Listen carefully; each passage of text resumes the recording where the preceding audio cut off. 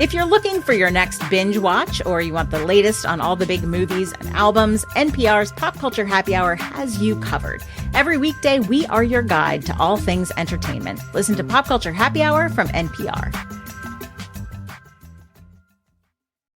Just a heads up, y'all. This episode contains some salty language, so, it's going to be some cussing. What's good, y'all? You're listening to Code Switch. I'm Gene Demby. And I'm Lori Lizarraga. The 2023 NFL season kicks off this week. It's the 104th season of the National Football League, Gene. So, we're talking about football. And Gene, I can't remember, do you care? Are you a fan of any team in particular?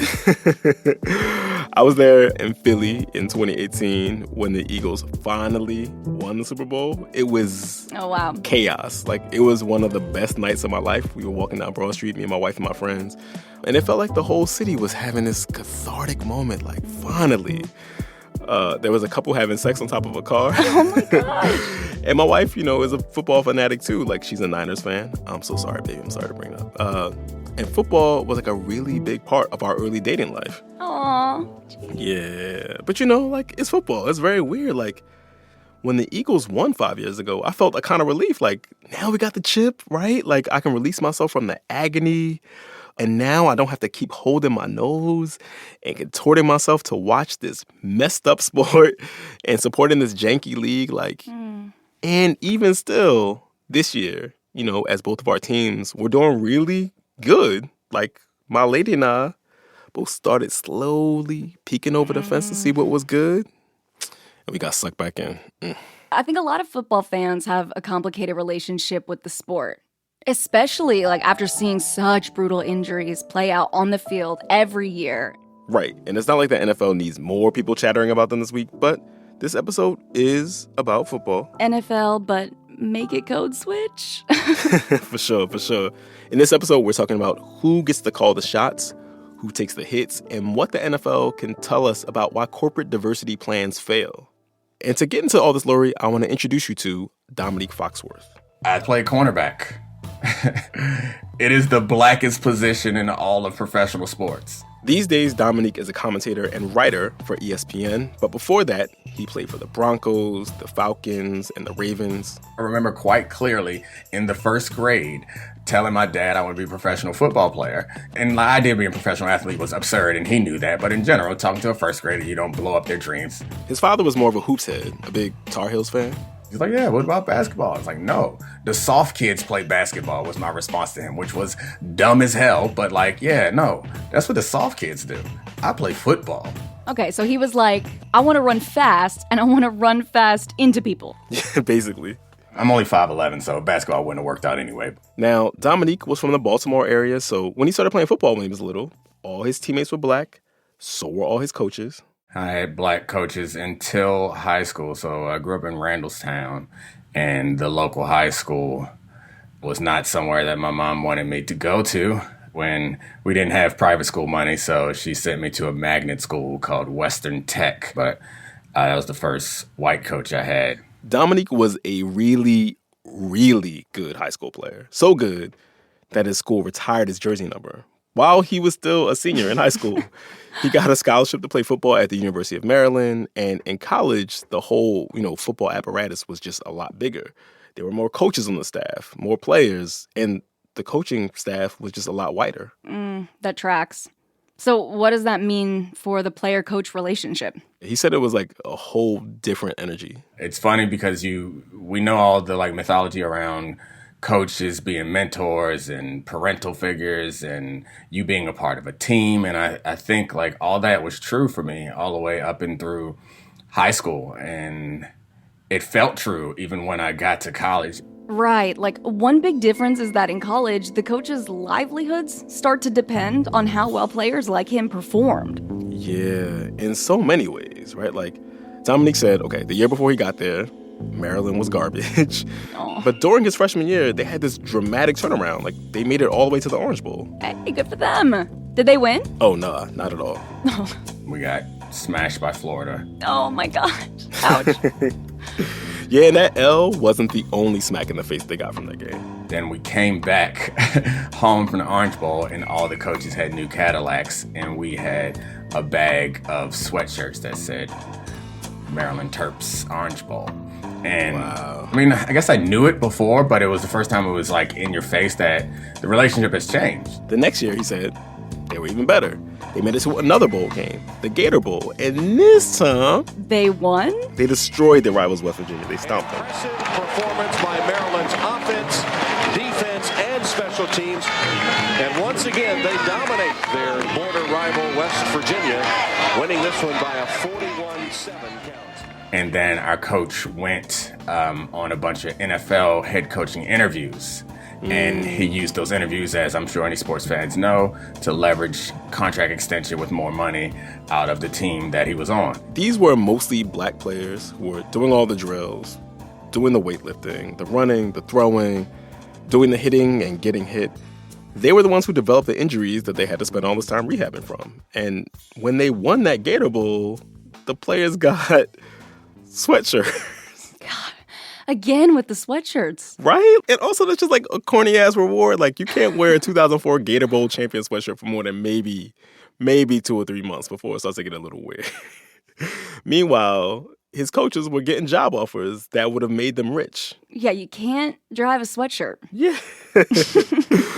But Dominique was a star. Like, he was one of the team's leaders, so the coaches treated him pretty good. And unlike most of his teammates, he had a really good chance of going to the league, of realizing his dream of playing pro football. When he was done with college, he had one last hurdle, and that was the NFL scouting combine. Explanatory comma time. And you know, I know sports, Gene. But Of course. just in case there's anyone Googling the NFL Combine, like I absolutely did not have to do me personally. Of course.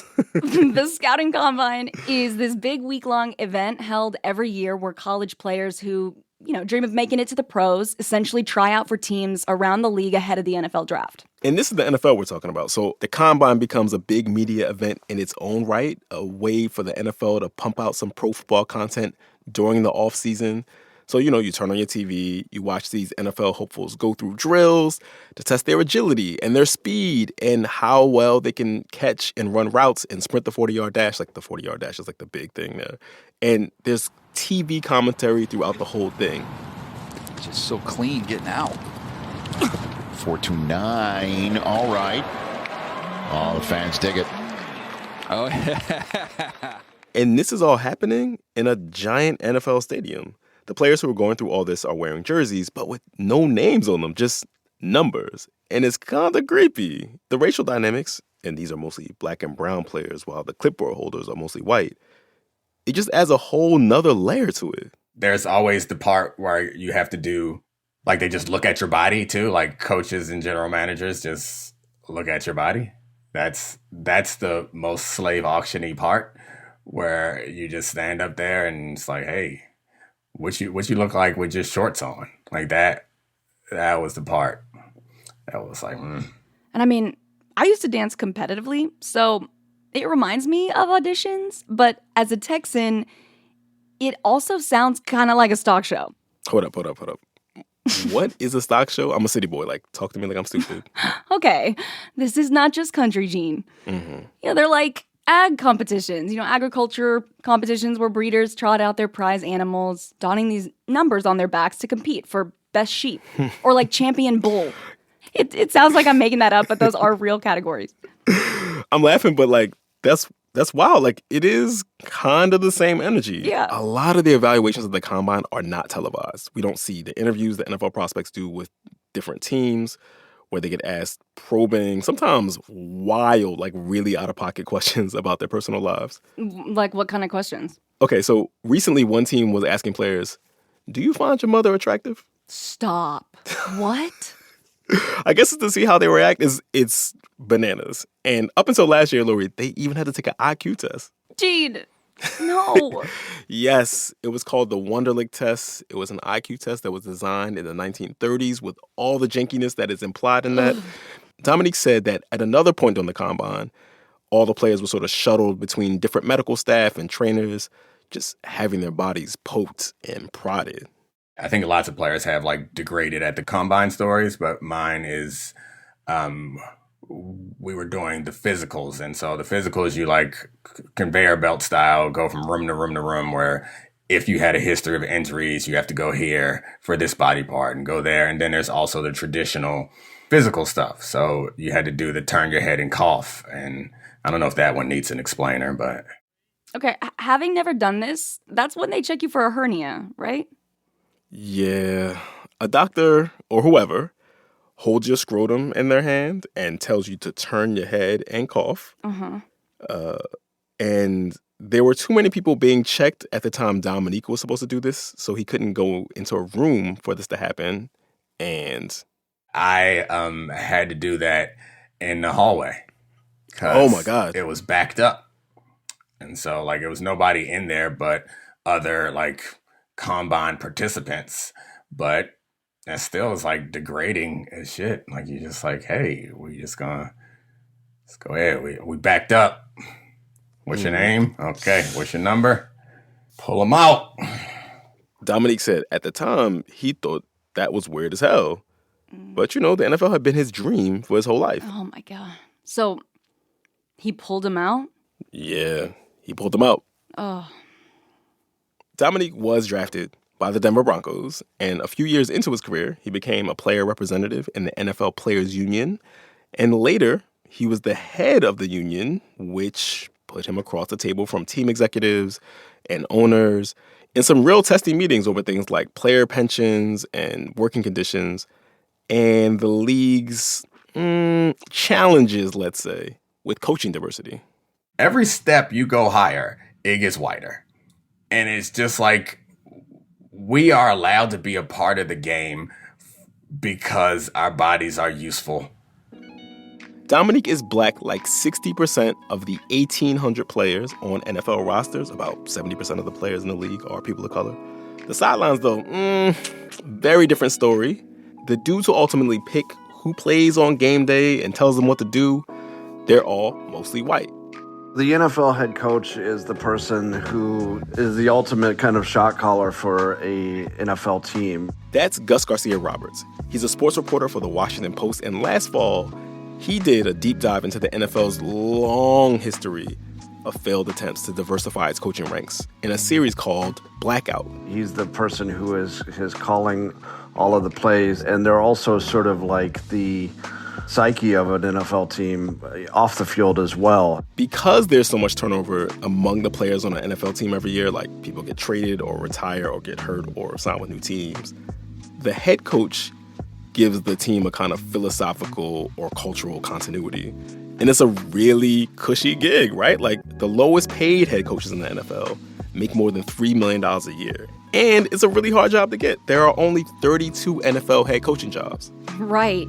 Like, just from a numbers standpoint, that means it's literally easier to become a U.S. senator or like a governor even than a head coach in the NFL. But that's wild. Yeah. And like only a few of these spots open up each year. So there's always this very loud, very public speculation about who is on the short list to fill these spots.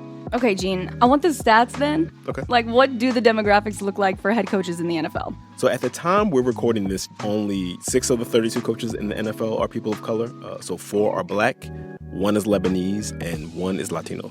So, it's a quick math on this. Okay.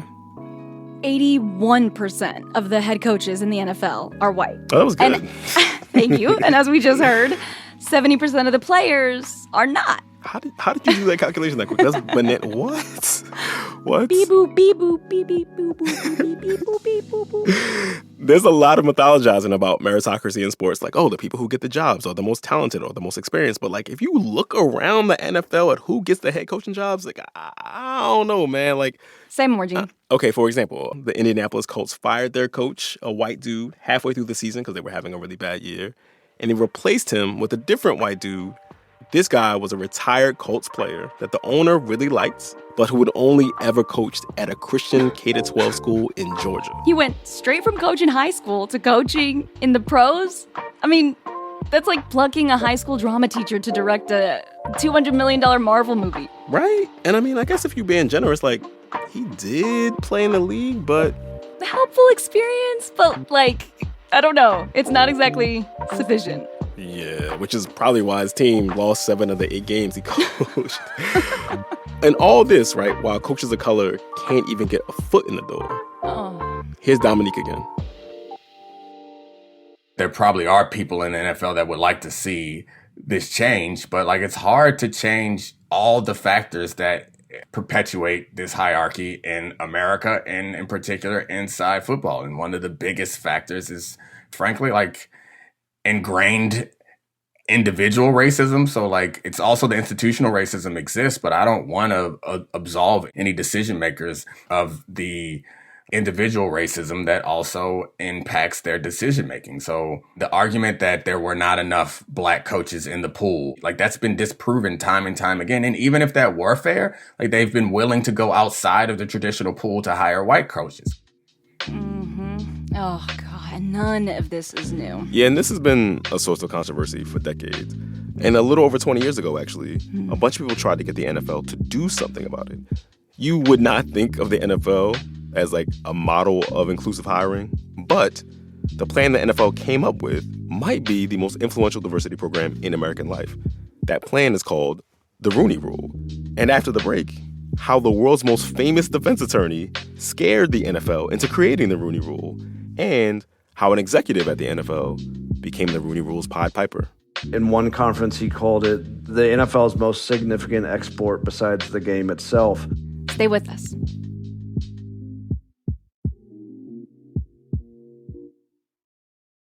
This message comes from ABC News, presenting Sound of the Police, now streaming on Hulu, from acclaimed director Stanley Nelson. The powerful new documentary deeply examining the fraught relationship between African Americans and law enforcement, from slavery to the right now in America. Sound of the Police, now streaming only on Hulu. Go to Hulu and search Sound of the Police.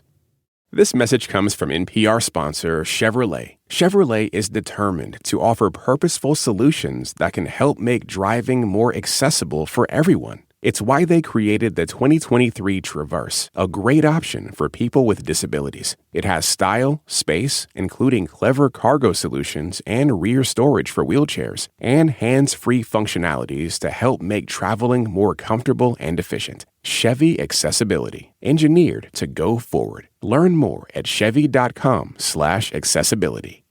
This message comes from NPR sponsor Penguin Random House with My Father the Panda Killer by Jamie Jo Huang, a new poignant novel told in alternating voices between a teenager in 1999 and her Vietnamese father in 1975. Available wherever books are sold. Gene. Lori. Code Switch. We're talking about the Rooney Rule, the NFL's diversity plan that's been really influential, but not necessarily effective. All right, so back in 2002, at the Steakhouse in Baltimore, some academics and activists and lawyers called a press conference, and they were trying to bring attention to the fact that the NFL, then, just like now, was basically shutting out black candidates from coaching jobs. And they came to this press conference armed with this new research that found that on the rare occasions that black coaches were hired in the NFL, their teams won more games than white coaches did. But the research also found that you were just as likely to be fired if you were a black coach with a winning record as a white coach with a losing record. Oh, my God. The whole twice as good to get half as far thing. Mm-hmm. Gus Garcia Roberts, the Washington Post reporter we heard from before, said that people have been making noise about this problem for a long time, and maybe there would be a little bit of media attention before everybody moved on. But this time was different. There was 2 high-profile attorneys who held a press conference, and one of those attorneys was Johnnie Cochran. The Johnnie Cochran. Yeah, that Johnnie Cochran. Oh. Johnnie Cochran had made his name by suing the police department in Los Angeles. In those lawsuits, they brought a lot of attention to the extent of the police brutality against the city's black residents. But by 2002, Johnnie Cochran was known as the guy who helped O.J. Simpson get off in the most publicized murder case in American history. And so it doesn't make any sense. It just doesn't fit. If it doesn't fit, you must acquit. I asked Gus, did Johnnie Cochran bless us with some bars at this press conference? He did. As he's known for, his kind of threat against the NFL, which was picked up a lot because it rhymed, was something along the lines of, we will only litigate if the NFL doesn't negotiate. Ooh. Like, if your coaches don't get more diverse, we're going to make things for y'all much worse. Oh, my God. That's bad. Off the dome. Oh, my God. Anyway, Gus said Johnny Cochran's little couplet was off the dome just like yours. And the people who called the press conference with him were hoping that he wouldn't do something like this. Like, please don't do anything wild. Like, threaten to sue the National Football League. Oh, God. They didn't have a client on whose behalf they would litigate against the NFL.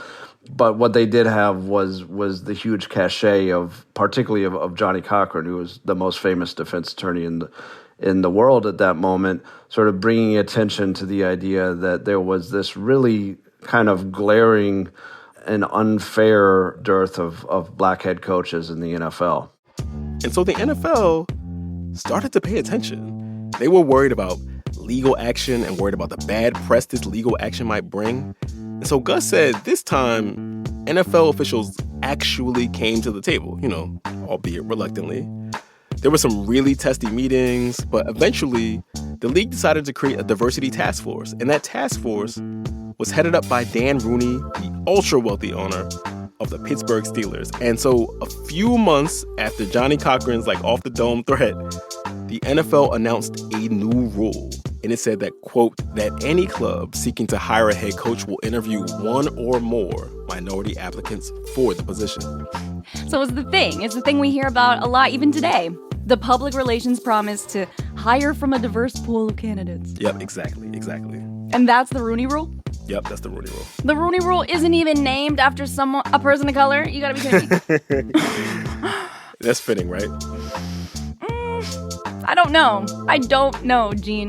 Because, how's the NFL making sure teams actually interviewed candidates in good faith and not just to check a box then? Okay, we interviewed that black dude or that Latino guy, and now we'll go ahead with hiring the white guy we were going to hire all along. Listen, what you just said is what so many people were worried about.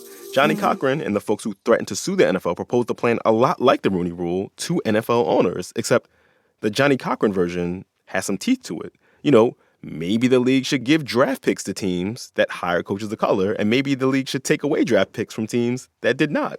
But the team owners were not feeling that at all. So all those ideas that might have given the Rooney Rule some real power, they never made it to the final version. But without the teeth, there's kind of no way to hold anyone accountable for this working. Right. Which became apparent right away. Not long after this rule was announced, it got put to the test by the Dallas Cowboys' longtime owner, Jerry Jones. I just want to say this. There is no substitute for winning. I know that's a cliche, but we must win. Your boy, Jerry Jones. My boy. Gene, please. I grew up in Texas, okay? But I'm from Louisiana. And we're a Saints family all day, baby. Who dat? Man, I'm playing. That was kind of mean. I would never put the Cowboys on you. But yeah, Jerry Jones was looking to fill his head coaching spot. Ooh, and the Cowboys, that's a big job. Mm-hmm. They truly are a cash cow of a team in the NFL. Yep. Right? They're always on TV, selling their overpriced merch, even when they're not that good, which, no shade, is fairly often. Oh, shade, very much appreciated, Lori. No quarter for the Cowboys in this show at all. But yeah, right after the Rooney Rule was passed, Jerry Jones called up Denny Green. And Denny Green had been a winning and respected head coach in Minnesota. He was also, importantly, the second ever black coach in NFL history. Jerry Jones called him up, talked to him on the phone for 45 minutes or whatever. On the flip side, he spent 5 hours on a tarmac, on a private jet, chopping it up with Bill Parcells, another candidate for the job. Bill Parcells is white, and famously, Jerry Jones hired Bill Parcells. It should be said, this is the same Jerry Jones who we all just found out last fall was one of the white students captured in the crowd of a 1957 photo, yelling at black students trying to integrate a white school in Little Rock. Mm-hmm. Yep. And, it's dudes like Jerry Jones who get to make the call on who to hire as NFL coaches. Mm-hmm. And we can see the sidelines, right? It's pretty clear the Rooney Rule hasn't made a difference. Yeah, here's what Gus Garcia-Roberts of the Washington Post said he found when he was reporting all this out. The short answer is that it has not worked in the long term. So when the Rooney Rule was first created, at that time, there was 2 black head coaches in the NFL. And at one point, that number rose to 7. And so for proponents of the Rooney Rule, this looked like a sort of wild success. Sociologists I've spoke to said that you see this where it doesn't necessarily have to do with a policy, but it's just, people are looking. Either way, the numbers start to fall, and at last check, 3 black head coaches in the NFL. And actually, since I talked to Gus, the Texans hired another black coach. So there were 2 back then, and there are 4 now. Progress. The dizzying heights. Another thing, though, that I've noticed just as a sports fan is like whenever there's a head coaching vacancy in the NFL, you'll hear the same few black dudes' names bandied about very publicly in consideration for these jobs. Right. Like the teams are broadcasting that they're abiding by the rule. See, wokesters, we're interviewing 1 or more minority applicants for the position. Wokesters. So bad. Last season, one dude, a coach named Brian Flores, who was black and Latino, sued several NFL teams because he found text messages that showed that they had already decided on a white coach before they even went about interviewing any coaches of color. And he talked about what that interview process was like with our play cousins over at NPR's The Limits. So, in the Denver Broncos process, I go to the interview. I went into it feeling like this was a Rooney Rule interview. They didn't interview any other black candidate, I don't believe. They were late to the interview, 45 minutes to an hour, somewhere in there.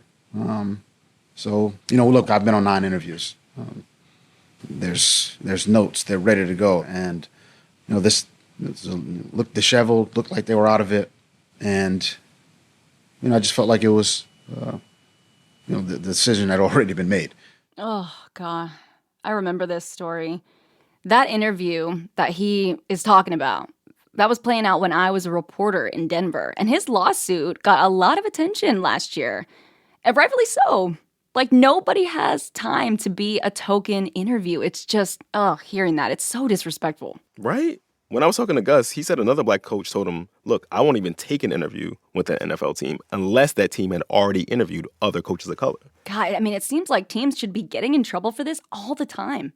Here's the thing, though. Gus said that in the 20 years or so since the Rooney Rule was adopted, only 1 official punishment has ever been levied. 1? That's wild. Yeah, man. It was right after the rule was put in place back in 2003. The NFL slapped an executive of the Detroit Lions with a $200,000 fine for not interviewing any candidates of color before, hiring a white coach. $200,000? I mean, that is coat check money for these bajillionaire NFL owners. Yeah, it's pocket change. Coins. And so basically they only dinged someone on this when the Rooney Rule was brand new and everybody was paying attention. And it sounds like that set a kind of precedent. Just skirt the rules the Jerry Jones way, not the Detroit Lions way. Right, exactly. It absolutely set a precedent that went beyond the league, too. This is the NFL we're talking about. It's one of the most powerful and influential media corporations in the United States. It's the most popular sports league in the country, and it's not even particularly close. So when they went around patting themselves on the back, for coming up with the Rooney Rule, corporate America took notice. Gus told me about this guy who became the NFL's Rooney Rule evangelist. His name was Robert Gulliver. He was a former human resources executive at Citibank and Wells Fargo. And so he would sort of travel to symposiums and business conferences, some of them that had nothing to do with sports. And he would, in one conference, he called it the NFL's most significant export besides the game itself. Companies like Xerox and Facebook and Intel even got shouted out by the Obama administration for adopting their own versions of the Rooney Rule. Gus said that the Rooney Rule was really attractive to companies caught up in bad PR because of some scandal involving race. Right. You could see why they'd glom onto it, though, right? It doesn't really cost anything to implement. And as we heard, it doesn't necessarily have to change anything either. Yeah, and to your point, Lori, public companies have to file paperwork with the federal government, about what's going on with their companies. Gus found out that after George Floyd was killed in Minneapolis in 2020, the number of public companies who mentioned the Rooney Rule in those mandatory filings skyrocketed. So 8 companies mentioned the Rooney Rule in 2019, which was the year before his killing. Since his death and up to last September, there have been 268 mentions of the Rooney Rule. Oh, skyrocketed. Skyrocketed. And, It's too soon to tell whether these corporate versions of the Rooney Rule will work better than the NFL's, but, the diversity experts that Gus talked to say those plans suffer from the same fatal flaws in their design. Some of the experts that I spoke to actually said that they thought that implementing the Rooney Rule in a troubled company or a troubled industry that has problems with discriminatory hiring can actually have a negative effect because, the corporation is able to say, look, we fixed it. He said that for the NFL, the glowing press from the Rooney Rule allowed them to turn the page from some really big scandals they were facing. There were things like the revelation that former players were suffering from debilitating brain injuries from their playing days and that the NFL knew about it and covered up the extent of how bad it was. There were player strikes and referee strikes. There was the whole Colin Kaepernick situation. A bunch of really well-known players were arrested for domestic violence. Gus said the Rooney Rule was unalloyed good press for the league, so they really leaned into it.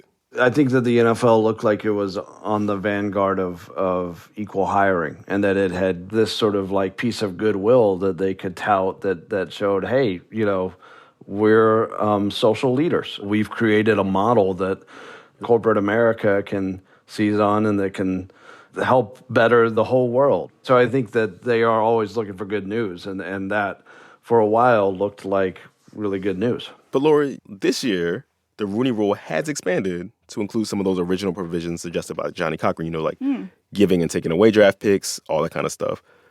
And it got me wondering, what if the Rooney Rule that the NFL had been spending all this time patting itself on the back for actually was this huge achievement for diversity and inclusion? What if it really did work? Well, if we know that the league is 70% brown players and there's 32 coaches in the league, 70% of that would be 22 coaches of color. You are really good at this back of the envelope math, like bananas. What? But honestly, Gene, I don't know what that would really change. Yeah. So I asked Dominique Foxworth the same question. What would be different if most of the coaches in the NFL were black? Maybe this will surprise you, but I think the answer is nothing.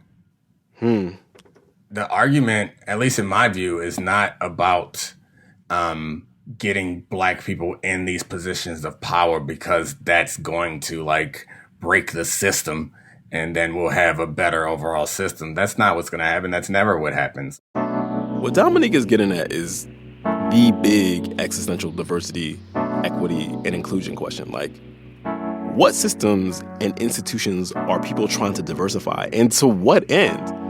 There's a quarterback who plays for the Miami Dolphins. His name is Tua Tagovailoa, and he suffered this horrifying seizure on the field during a game last year. Yes. Oh my gosh. You don't even have to watch football to have heard about that incident. It was everywhere. It was so horrible, Gene. It was the worst. And the coach who sent him in knew that he had suffered a concussion 5 days earlier, knew playing him would put him in serious danger. And that coach is one of the league's 4 black coaches. And he was just as defensive and irritated when people questioned his decision to do that as any other coach would have been. So I fight for black coaches. I fight for the idea of black ownership and black general managers and black quarterbacks. I fight for a fair playing field, but I'm not under the illusion that black people in those positions are suddenly gonna be you know what? Now that I have the power, let me give it up. And see, this is what I meant at the beginning of this conversation, Lori. Being an NFL fan and knowing everything we know about what it costs and who it benefits, it just makes me feel really dirty. Football is only popular in America. It's insanely popular here because it kind of is America. And from the racial dynamics to the class dynamics to the cronyism and nepotism that benefits a select group. It is America. And on that, enjoy your nachos. All right, y'all. That is our show.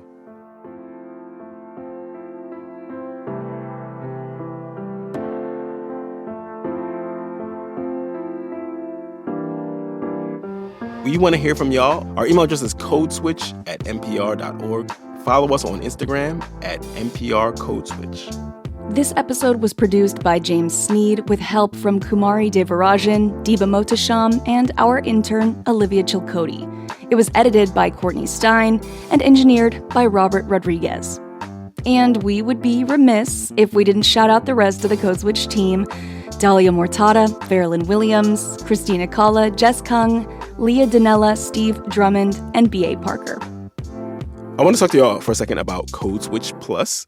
Your subscription helps make shows like this one possible, and subscribers get to listen without any sponsor breaks. So you can show your support and subscribe to Code Switch Plus by heading over to plus.npr.org/codeswitch. And a big thanks to everyone who has already signed up. We appreciate y'all. I'm Gene Demby. I'm Lori Lizarraga. Be easy, yo. Call your grandma.